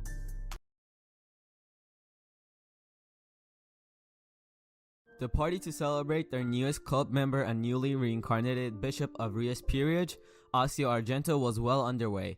Now that Naruto was able to really look at Asia, he had to admit she was a cutie. Her hair was long and blonde, falling down her backside to her backside. She had the brightest, most naive green eyes he had ever seen. There was an innocence about her that he couldn't help but find endearing. It had been an amusing scene to watch as Rias brought in the cake she apparently made sometime last night, probably before showing up at Naruto's house. Issei had tried to hog it all once he found out that it was made by Rias, only to get stabbed by Konako, who wanted the sweet treat for herself. The second-year pervert had been forced to cut it and hand pieces out to the others, lest he suffer the cute first year's wrath. Hiba had not been satisfied with the silver thin slice of cake he had been given. He probably should have been lucky Issei was even willing to give him some. It was clear to anyone with a brain that the boy only allowed the girls a larger slice of cake because they had assets. Really, there was just something wrong with that kid. Perversion was all well and good, but being that lustful was just unnatural. Maybe he really was dry as reincarnation. One thing Naruto noticed throughout most of the party was the expression on Ria's face. She looked like she was deep in thought and had spaced out several times during the party. He thought about asking her what was wrong, but figured if there was an issue, she would probably tell him eventually. The least he could do right now was give her some time to try and deal with whatever ailed her own. I don't know. If after a certain amount of time passed she still remained this way, well, all of his friends had called him nosy before. This certainly wouldn't be the first time he had butt into someone else's business. It wouldn't be the last time either. Issei was having a wonderful dream. He was wearing a white suit and standing in front of a chapel. There was people all around him, well, wishers, who wanted to see the newlyweds off. His parents were standing up front. His dad was crying many tears as he wished his son well, and his mom was telling him that she wanted her first grandchild to be a girl. He could even see his two friends, Mitsuda and Motahama, there, well, crying as well, crying their eyes out and raging at him. Rias was also there, walking down a path from a long red carpet. She was wearing a gorgeous white knee-length wedding dress that had a large cutout around the neck, so as it displayed a generous portion of her magnificent assets.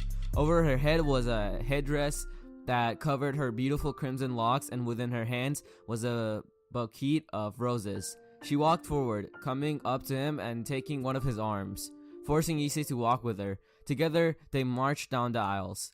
Was this really happening? Were they really getting married? The wedding itself was a whirlwind. Issei barely remembered any of it. Then again, he had mostly been focused on Rias' assets, so it wasn't exactly his fault. Anyone who's ever laid eyes on those bazookas would understand. They had made their way to a lovely hotel after the wedding. Issei waited on the bed, feeling incredibly nervous as he thought about what was going to happen while Rias took a shower. Images flashed through his mind, each one more deprived than the last. Truly, X-rating did not begin to describe the thoughts flying through his head. With all those perverted thoughts, it was almost a wonder the boy had not been thrown back by the most epic of nosebleeds. While he was preoccupied with his thoughts, the door to the shower slid open and Rias stepped out. Issei nearly died of a nosebleed right there. Rias moved over to the bed, wearing nothing but a pair of... You know what? I'm fine. I'm not describing that. She was soon strailing his body. Oh, never mind. No. He had been just about to oblige when a voice kept speaking up. Dear God, you really are one horny little bastard, you know? Suddenly, the world was plunged into darkness. Rias disappeared and Issei fell flat on his face, with his nose bleeding. He jumped back to his feet and looked around. What's going on? Where is this place? Coo. A deep, dark voice laughed out. Who laughs like that? You know what, it's fine. Echoing all around him, Issei shivered in fear. It sounded like the bass rumble of some kind of long forgotten demon or something. Who's there? Where are you? I'm right beside you, the voice rumbled behind him. Issei froze. His entire body screamed at him to run away, yet something else compelled him to confront the person talking to him. He turned around and screamed like a little girl at the frightening sight before him. Standing in front of him, nearly 100 times larger than himself, was a creature he had only heard about in legends. Its mouth was a mass of razor-sharp teeth, and its face held a distinct reptile appearance. Long spikes jutted from the back of its head like a crown that continued on as spiky ridges along its neck and back.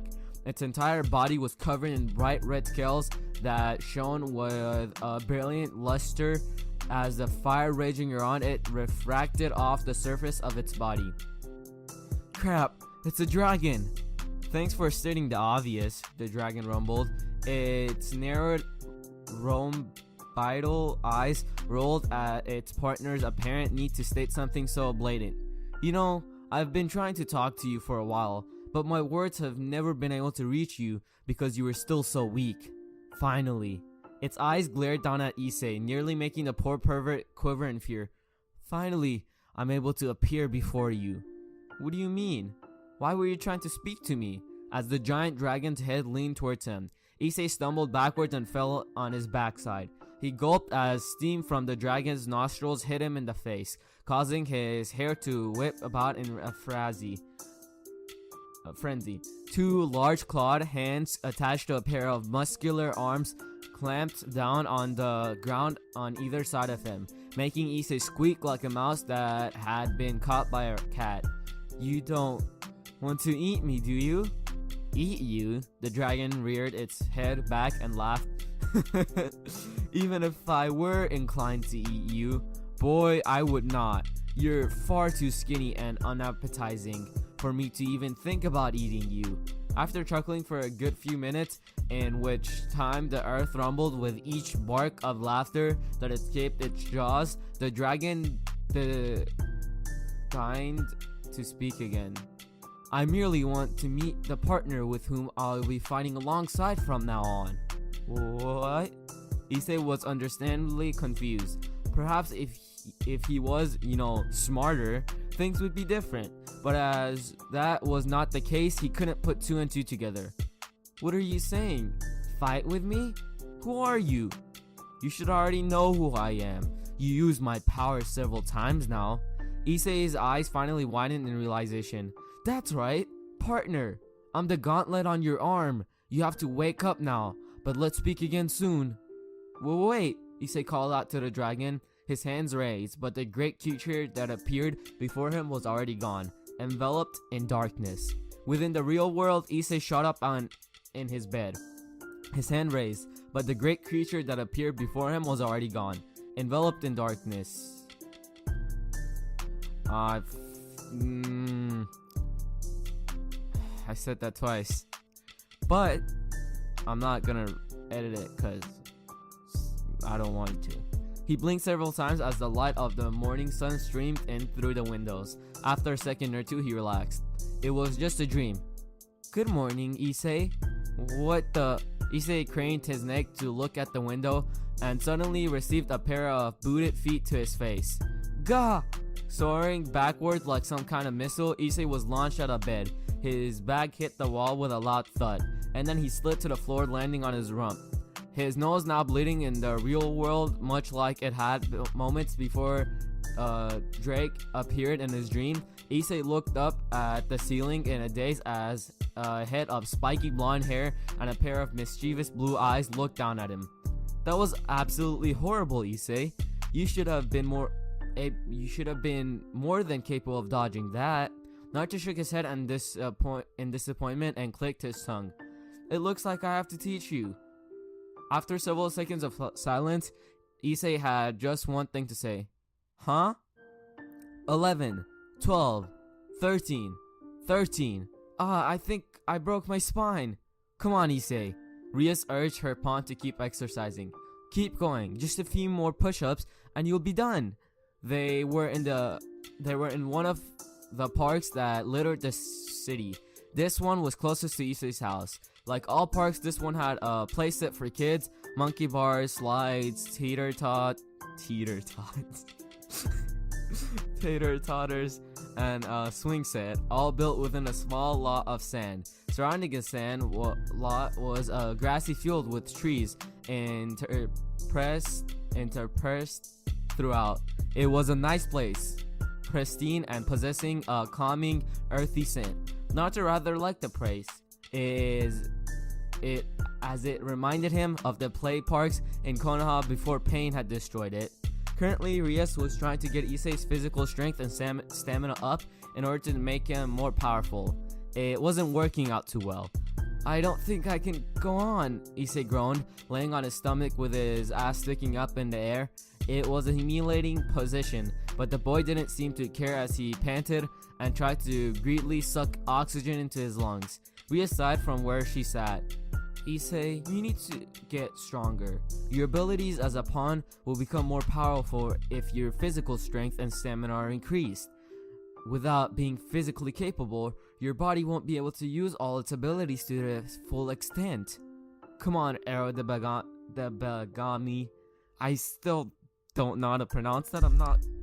Oh shoot, I smacked my mic. I'm not searching it either. Naruto said, Ero the Begami, I don't know. Naruto said cheerfully from where he was doing his own set of push-ups. By Rias' count, the bond was already 156 and had yet to even break out in a sweat. You don't need to keep going if you want to get stronger. You need to keep going if you want to get stronger. You know that old saying, no pain, no gain. Nah, hop to it. Shut up, you blonde bastard, Issei shouted from where he was laid out. He would have shaken his fist jealously as well, but those currently felt like they were made of lead, so all he could do was glare. "Naruto's right, Issei." Ria's statement caused a large rain cloud to form over the boy's head and begin pouring down on him, soaking his clothes all the way through. The dark, stormy cloud rumbled with thunder, and several flashes of light could be seen from within it. No doubt a sign of the boy's depression.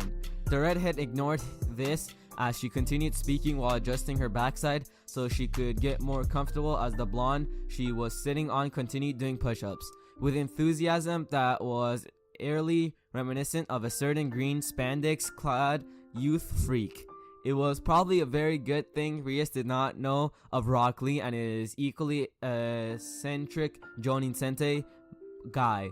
"I know you're trying hard, but it wouldn't hurt to work a little harder," she smiled deviously as a thought occurred to her. "Perhaps if you work really hard, I'd be willing to give you a reward." Issei stared up at her with wide eyes. Within his mind, images of Rias stripping down and revealing her assets for his eyes to feast upon bombarded him. A trickle of blood escaped his nose. A second later, Issei got back at it, doing push-ups like a madman on speed, or like Rock Lee, except with a lot less youth. Rias shook her head. He didn't even allow her to say what the reward would be before he started. As they continued doing push-up, Rias found herself looking down at the blonde whose back she had decided to sit on when he said his push-ups were getting too easy. He was wearing what looked like a standard pair of school gym clothes, a white shirt with navy blue accents, and I don't know, I forgot. People keep telling me, but I keep forgetting. Academy emblem on the left side of his chest. Alright, I'm not saying that. I don't know why they worded it like that. That's stupid. White shorts and a pair of navy blue and white sneakers. She didn't know why he was wearing his warm weather outfit when it was so cold outside, but she wasn't going to complain. The difference between the standard gym clothing and Naruto's was minuscule, but noticeable. The blonde had apparently decided that sleeves were unnecessary and had thus ripped them off. This exposed the entirety of his arms to the elements. Once more, Rias had to admire her blonde servant's muscularity. His arms were incredibly defined. She would even go so far as to say they were completely ripped. Whenever he executed a push-up, she could see his tricep ripples, and from the distinctive U-shape which earned it the name horseshoe muscle, Likewise, she could feel the muscle in his back and shoulder blades contracting as he moved. Even though this exercise did not work out the muscle much, his physique was just another part of his mystery. No newly minted devil should have these kinds of muscles, and no human should be capable of gaining those kinds of muscles even with muscle enhancer. He had a body that put Olympic sprinters and fitness cover models to shame. They were not just aesthetically pleasing to the eye, they were also incredibly dense. To put it simply, they were muscles designed for the sole purpose of being used in combat, sculpted through years of most physical, grueling training routines and hardened from incredible amounts of physical abuse. Even the way they flexed and rippled told her that these muscles were created specifically for fighting, that he seemed to have exercised every single muscle in his body, including the ones that couldn't be seen just by looking, only provided her more evidence to support her theory. But why would he need to have muscles like this? How had they been forged? Was he one of those child soldiers she had heard about, trained since birth in the arts of war and killing? Had he needed to face a threat that was so great he put his body through the most grueling places and paces imaginable in order to face it? Rias had no idea that her last guess was more accurate than she could ever imagine, but she would finally find out eventually. Sorry I'm late. The two boys stopped what they were doing. All three turned their heads to see Asya running towards them, waving one hand in the air while the other was holding onto a small basket. Like Rias, she was wearing a pink and white tracksuit with black accents. I don't know. I think it's accents. There was a large smile on her face, and it was clear to all three present that she was not watching where she was going.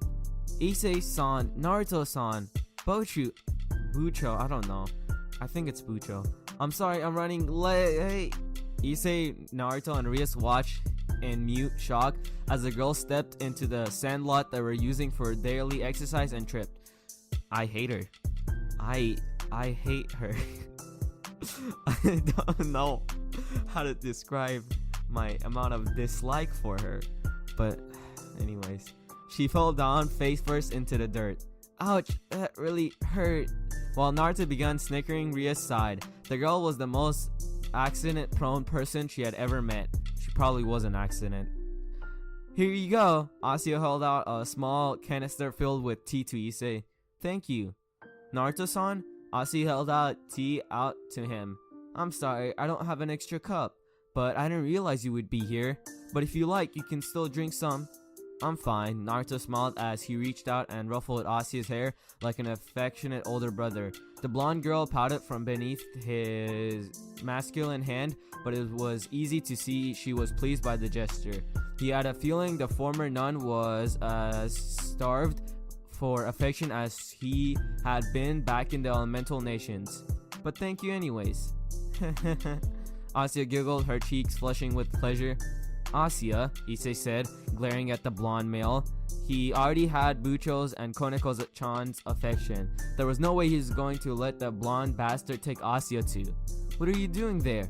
Asya blushed and looked demurely at her lap.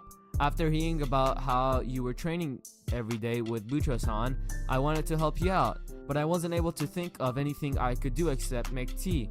I don't like the name Bucho. I don't know why. It doesn't sound pleasing. Sob. Issei wiped his eyes with his sleeves as he began crying many tears of joy. I can't believe I've finally had some good luck. I must be truly blessed to have a cute girl like you saying such nice things to me. Issei held a cup of steaming liquid with the kind of reverence one usually reserved for braying or for ramen if your name was Naruto. Asya will make a great wife one day. Wife? Asya squeaked, her face steaming. No, that was not an exaggeration. Her face had become so red, it looked like someone struck it in an oven and there was steam pouring out of her ears. Issei-san, you shouldn't say such embarrassing things. Naruto was grinning like a loon as he watched Asya accidentally smack Issei across the face with one of her frantically waving arms, sending the boy reeling. He then watched as she squawked loudly and began apologizing profusely. Even when Issei said something sweet and endearing, things still went wrong for him. It was just too funny.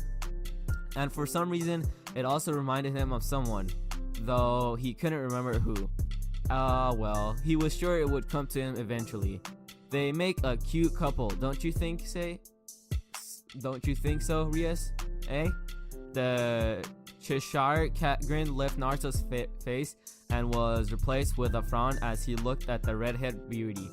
He had been expecting to see her smiling at the scene like he was, but that was not the case. Instead, there was only a look of inconceivable sadness in her expression. Scooting closer to Rias, Naruto placed a hand on her shoulder, startling the girl out of her thoughts. Naruto? She looked up at him, blinking as if she had just realized he was there. Naruto's frown grew. You alright? Yes. Rias shook her head, her long, luxurious hair getting flung about her face. I'm fine, she smiled at him, and Naruto could see how false it was. As the all-time master of fake smiles, the newly turned devil could spot one of those from a mile away. It was not one of those small, heartfelt smiles he often saw on her, nor did it reach her eyes like a genuine smile would. Thank you for your concern. You know I'm here for you, right? Naruto told her, sliding his hands down her arm until it was over her hand. If you ever need me for anything, to help with something, or if you just wanted someone to talk to, I'll be here for you. Rias looked shocked for a moment. Then, like rays of light parting through a sea of clouds, a genuine smile appeared on her face. She placed her free hand over the one Naruto had placed on hers. Thank you, Naruto, but I really am fine. She bit her lip. If I ever needed you for something, I'll be sure to tell you. Promise? Promise. After a moment of thought, Naruto nodded, deciding not to pressure the matter any further. She promised him that if something was wrong, she would tell him, and he was willing to trust her word. After annoying or not, she was the one who gave him a new purpose in life. Naruto was frowning again as he sat on the couch within the occult club room. Sitting on his lap was Konako, who was eating a banana, surprisingly enough. Naruto felt there was some irony in this, but didn't say anything since Issei was not there to hear it. As always, he was giving the white-haired first year some love, idly caressing and stroking her hair and ears. Despite the fact that she had her mouth full of food, he could hear the purr rumbling in the back of her throat. Of course, she wasn't the reason Naruto was frowning, nor was Akeno, who was standing just a few feet away, smiling in amusement at the two of them as she held an empty tea tray in her hands. The reason he was frowning was Rias, who was staring off into space with the same expression he had seen for the past few days. She wasn't even glaring at him and Konako like she usually did when the lithe first year sat on his lap. Not knowing what to do, but needing to do something, anything, to make that look disappear. Naruto gently picked up Konako and placed her on the couch. It was an action that got not just the white-haired girl's attention, but also Akeno's. Why'd you stop? Asked Konako. She looked up at him beseechingly. Naruto winced at the look, but his concern for Rias overrode Konako's cute factor. Sorry, Naruto told her softly, but He looked back over at Rias. Konako seemed to understand, even though she looked depressed to know she would not be getting any more pampering. I want some more petting later. Of course, Naruto smiled, acting on his impulsive nature, something he does more often than not anyways. The former ninja placed a kiss on her forehead. It wasn't much, but it was enough that when he pulled back, Konako's cheeks were bright red. Ara, Akeno smiled at the scene.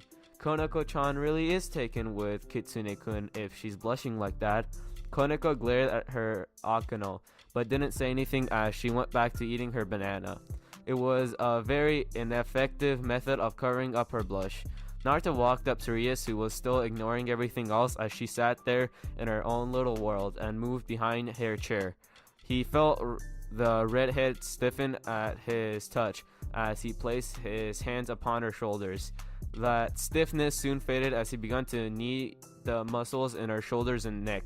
Almost as soon as he started massaging her, Ria's posture slumped forward in her seat, and a pleased sigh escaped her lips. "What is this for?" she half asked, half moaned. Nothing really," Naruto frowned as she was forced to accommodate for her movement by raising his arm due to the back of the chair blocking him. It was working, her muscles much harder. Their positioning was just not good for giving someone a massage.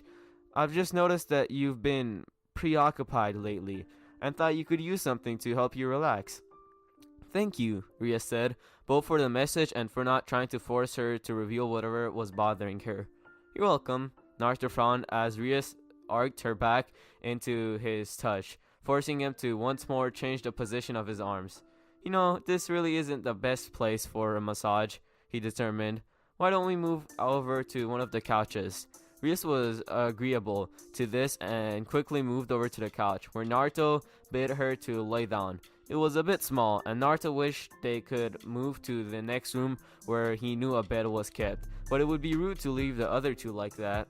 Straddling her thighs, Naruto quickly began to work his magic, deciding to use this moment as an exercise for himself as well as a way to help Rias relieve whatever stress she was dealing with. The blonde began to use his growing chakra sensing abilities to scan her body and figure out where the knots and tension was being built up in her muscles. There were several places that seemed to have the biggest buildup of tension: her lower back and the junction just below her shoulder blades. There were multiple knots that he could sense there, some of which looked like they had been growing larger over time. Were they because of her assets? He remembered Samui once complaining about back pains. Well, whatever. Time to work out those knots. After probing the area with the highest concentration of knots, Naruto applied physical pressure to work the knots out. Once he sensed that the knot and muscle tension was gone, he applied chakra to soothe and relax the area. He knew it was working when Rias let out an audible moan of pure, utter contentment, the likes of which would have had Issei blasting straight through a wall from an epic nosebleed. "Where did you learn to do this?" Ria's question was barely audible over the moans of ecstasy that escaped her lips. Such was the pleasure she was experiencing. "There's actually a funny story to this," Naruto mused as he used his elbow to rub out one particular stubborn knot. Rias groaned as the knot gave away. Then he let his fingers coast over the area and gently applied chakra, eliciting a near orgasm-inducing moan from the girl whose legs he was straddling. It really was too bad for Issei that he wasn't there.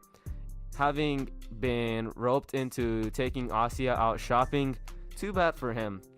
"Ara," Akeno put a hand to her cheek. "I think I'm actually beginning to feel a little jealous of Rias. Wouldn't you say, Kona Ara?" The hidden sadist smile in amusement as she saw Akeno glaring daggers at Rias. If looks could kill, their king would have been dead several times over. It looked like someone really was jealous. Smiling a bit as he put his hard-earned skill to good use for the first time in a long time, Naruto continued. "You remember how I told you about how my godfather was one of the biggest super perverts ever known?" Rias was barely able to nod. Akeno and Koneko perked up at the mention of his godfather. Unlike Rias, who had spoken to him many times after waking up in his bed, which sounded a lot worse than it really was, they knew next to nothing about his past. "I think I already mentioned this once, but during a training trip my godfather took me on, he would often spend time in brothels that were located in the towns and cities we went to during our travels. When I started my training trip with him, I was just 12, too young to be allowed to experience any kinds of sexual activities, even by his moral code. So I was often left in the hands of one of the younger girls who lived there. It's not well known, but brothels also tend to act as orphanages for young girls in occasions. Usually these girls are trained to work there once they reach a certain age." Naruto paused for a moment just to make sure Rias was awake. His massage had been known to put some women to sleep. When he gave a non-committal nod, he continued. "Anyways, one of the girls, who I think at that time was around 16 or so, I can't really remember, decided to teach me how to give massages. The way she said it made it sound like some kind of training, so naturally I needed to learn it. As my godfather and I traveled and went to more brothels, I had the girl watching over me help me get better by giving them massages. Naruto gave a mildly self-deprecating chuckle. Eventually, I got so good, and when we revisited a town, I had girls practically lining up to receive a massage from me. By this point in time, Naruto had slid all the way down to the end of the couch until his backside was pressed up against the heel of her shoes. He had already finished kneading her tight, firm rear like an expert baker needs dough. All he needed to do finish up now was work over her legs. There weren't as many knots in her legs, but he could sense a few in her hamstrings that felt coiled together like a loaded spring. Those required some work to fix up, but it still took less time than her back because they were not as numerous nor as big. As he continued to work, the young newly reincarnated devil continued to talk.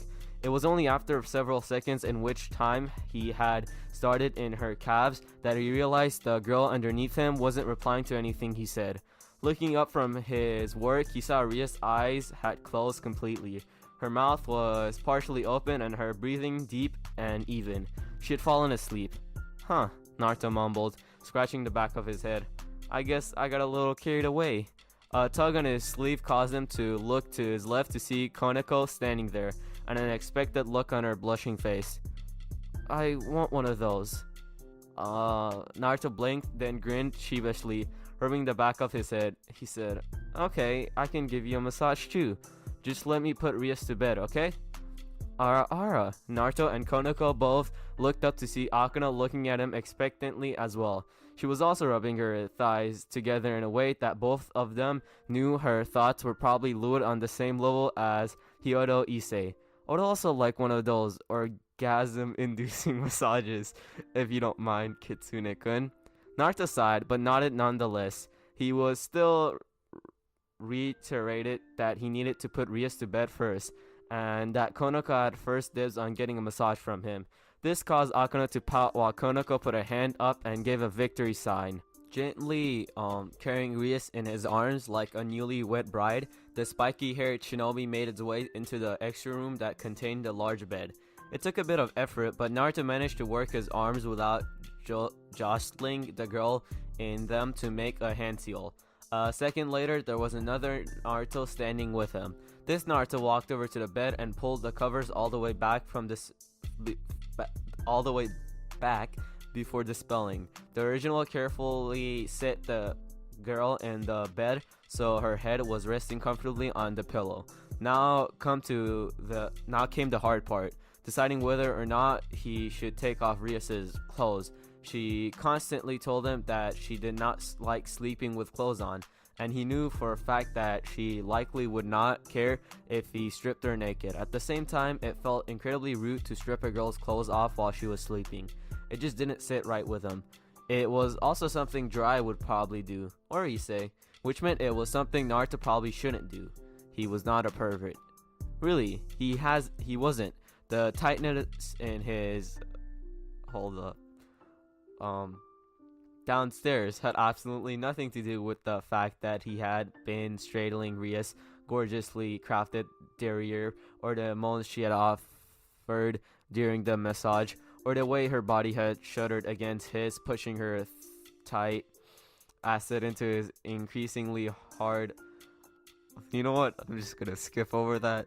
Okay, so maybe he was a pervert, but if he was, then it was all Jiraiya's fault. Yes, he was not to blame for any bad habits and or lecherous desires he had picked up from journeying with a super pervert for 2.5 years. Not at all. That's his story, and he's sticking to it. Shaking his head and trying to rid his mind of his admittedly less than morally righteous thoughts, Naruto moved over to the end of the bed and carefully lifted her legs. He slit the shoes off her foot. He then lifted her other leg and slit the shoes off as well, taking them both. Naruto placed them by the door and walked back into their main room. He would ask Akeno to undress Rias further since she was a girl and Rias' best friend. Outside in the main room, Naruto saw that Akeno had decided to start arguing with Koneko about why she should get a massage from him first. And why should you get a massage from Kitsune first? He's always pampering you. Because I said so. That's not a very good reason. Standing there listening to the two girls argue, their conversation was about promptly sweat dropped. That I don't know what that sentence was trying to say. Maybe giving Rias a massage wasn't a good idea. That night, Naruto lay awake in his bed, unable to sleep like usual. He was only wearing a pair of toad print boxers. His arms were stretched out behind his head as he stared up at the ceiling, thinking. He wouldn't say anything because he had promised Rias not to bring it up unless she came to him, but he was really beginning to worry about her. She was not the type of person to space out and forget where she was, yet that was exactly what had happened today and multiple times to boot. And not just today either. Several times within the past few days, Rias had just completely zoned out and forgot everything around her. It was getting to the point where he was tempted to just say screw the promise and force the issue out of her. Only his integrity and irony to follow his Nindo kept him from doing such. That still didn't mean he wasn't worried. A sigh escaped his lips. Turning on his side, Naruto decided he should at least try to get some sleep. He would be no good to Rias and the others if he was tired. Just as he closed his eyes, a bright red light lit up his room. Eyelids snapped open to reveal blue irises once more. Naruto quickly sat up in his bed just in time to see the magic circle with the Grimoire crest materialize on his floor right before Rias herself appeared before him. She was wearing her school uniform once more, meaning she must have put it back on after Akeno had taken off her sleeping form. He absently noted that she wasn't wearing any shoes. Rias? Naruto turned his body around so that his feet were dangling off the bed. Is everything alright? Is something wrong? Rias looked at him and Naruto found himself frozen by her gaze. Had he ever seen such desperation in her eyes before? On anyone's eyes before? She marched over to him, not even stopping when she waltzed into his personal space. One hand was used to push him onto the bed so that she could straddle his waist, while the other grabbed his hand and smashed it against her right asset. Naruto was so shocked by her action that he found himself speechless. Naruto, please take me now. Now that got a reaction. What? His eye gazed up at her, uncomprehending. Had he heard her right? She wanted him to take her. Why? For what reason? And why now, when she had not given any sign of wanting him in sexual manner like this before? Please. Naruto felt his heart lurch at the tone in her voice. It was so desperate, so pained. A part of him was tempted to do so as she asked, just so he wouldn't have to ever hear such emotion in her voice again. Take my... no, I'm not. For the first time in a long time, Naruto wasn't sure what to do. He had been in many situations before, some which could have leave his club president and king gaping at him. This wasn't even the first time he had been in a situation with a girl asking him to take her thing. The circumstances had been different, and Shion had not been so desperate when she asked him, but it was still similar. Naruto could feel Rias as she pressed her hot core against his. The heat from her was causing his own. No doubt she could feel the proof of how aroused he was through his boxers. She proved this to him by grinding herself against him, exaggerating a moan from both of them. Rias, Naruto groaned as the hand she was using to hold his own hand to her forced him to squeeze the large amount of flesh. He could feel her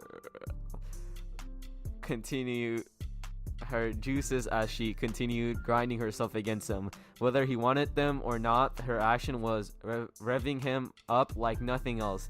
Why are you doing this? Shh. Rias placed a finger to his lips with her free hand. Don't talk. Just take me. Now, please. For a second, it looked like Naruto was about to just do that. His body was certainly eager to do exactly what Rias asked of him. Even his mind was beginning to cloud over as his desire for the woman on top of him became almost overwhelming. Yet somehow, someway, Naruto found it in him to resist her. He didn't know what it was. Maybe it was because of the words she had used, or perhaps because of the desperation in her eyes and voice. But she knew that he could not go through with this. If he did, he was sure that something bad would happen. Rias, enough, Naruto said, yanking his hand off her acid and pushing himself into a sitting position. His action startled Rias so much that she began to fall backwards, and would have fallen off the bed entirely had he not caught her. He placed his hand on her shoulders and looked at her in the eye. I don't know what's going on, Rias, but whatever is bothering you, this isn't the answer. Don't you want me? The look Rias gave him was like a punch to the gut. Am I undesirable to you? Of course you're not, Naruto said passionately. You're the most beautiful woman I've ever met. Despite the situation, Rias actually blushed at his blatant declaration. Yes, I want you. I want you so badly right now I can hardly stand it. Then why? Naruto took another hit when tears appeared in his king's eyes. There were tears of desperation, of frustration. Naruto suspected, rightly so, that they were caused by more than just his refusal to sleep with her. Why won't you take... You know what? I'm not going through this again. Because I don't want it like this, Naruto growled. I don't want it when you're so desperate to give it away that you're willing to abandon your pride and integrity. I don't want it when you're giving it to me, not as the ultimate expression of love, but because you think it will solve whatever problem you're having. Rias looked stunned by his proclamation, well, and truly stupefied. She seemed incapable of even speaking after his words. It was so odd, hearing such maturity in matters of physical intimacy came from a boy. They were all supposed to be sixth-grade, but then, didn't this just prove that Naruto was not like other boys? Naruto didn't even notice her look. Frustrated tears were welling up in his own eyes. He didn't know what was going on or why Rias was doing this, but the fact that he didn't know what to do to help her hurt. It hurt worse than when he had been able to bring Sasuke back to when he was unable to bring Sasuke back to Sakura after making her the promise of a lifetime back when he had been a naive fool of a genin. It hurt more than when Sasuke had shoved the Chidori through his chest and tried to break the bond of brotherhood that tied the two of them together as friends. It just plain hurt. Overwhelmed by his emotions and his need to do something, anything to help the person who had given him a purpose in life. Thanks for watching. I hope you all have an amazing day.